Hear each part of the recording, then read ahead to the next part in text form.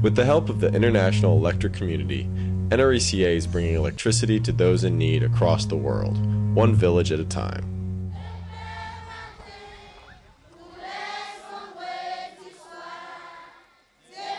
This is Pignon, a small town in the central plateau of Haiti. Most people here have had little chance to benefit from many of the modern technologies we enjoy because they have never had electricity, until now. The effort to bring electricity to Pignon was spearheaded by local resident Caleb Loutier.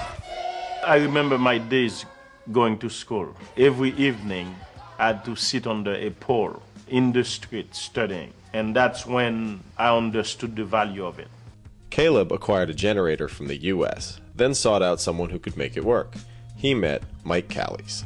And I told him what I did for a living. I designed power lines. And he practically stopped the vehicle and said, "I need you." And he said, "For what?" I said, "I have a generator and we want to provide electricity to Pignon." For Mike, it was a familiar story. I remember as a kid hearing my grandfather and my father talk about how when they built the pole line out to my grandfather's farm and what that was like, and I thought, I'll never see anything like that. And then here I am dropped in a town, and that's exactly the same situation. There's absolutely nothing here, and we've got to start this from scratch. Mike went back to the States to recruit manpower from local co-ops. Some of the general managers said we'd be willing to send a couple of our linemen down there and do some work for you. We'd love to be able to pitch in. Meanwhile, Caleb oversaw the building of a facility to house the co-op. We have the community involved in the process of building. Every single block, we make it here.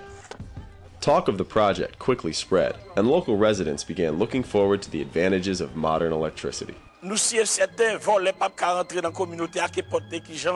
going to be light in the houses, and life is going to be upgraded, and everybody's going to benefit from that.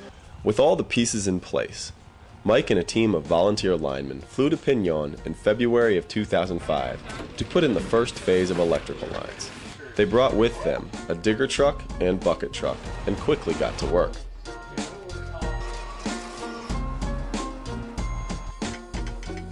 Putting up the lines was quite a spectacle for the community, and many locals were eager to help in any way they could. You guys watch them that way. Part of the lineman duties was not only to put up the lines and poles, but to teach local linemen how to build and maintain the system after they leave. Wilbur, the electrical technician that I've been spending a lot of time with, he's just great. He wants to learn so much in so short a time. On February 24th, 2005, the lights turned on in Pignon to crowds rejoicing. I wish everyone could have been on the town square last night. They were beyond excitement, and seeing it is true. It's no longer a dream, and a lot of other things can happen for this community.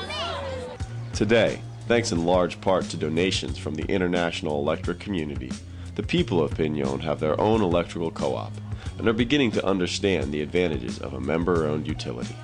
Ça peut bien parce que lorsque on connaît un bagage que tout le monde participe là-dedans, ça fait une grande chose parce que on travaille pour lui, on gagne le privé, donc ça fait grande chose. In the short time since Callies and his crew have left, the effects of electricity can be seen all over.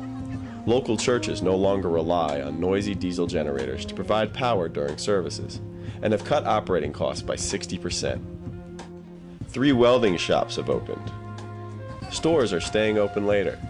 Quality of life in Pignon is on the rise, and residents have their new electric cooperative to thank. If there is one thing that I want to point out is the gratitude of our community to everyone who has been involved. I know it has taken a lot of time, a lot of effort, a lot of money to make it happen. And I know there are people who donate who really don't have that much to give, but they just sense that it is the right thing to do. Moi personnellement, c'est un bagage qui me tape chercher en l'aime pas de caille, je n'ai à terre, je tombe sous lit.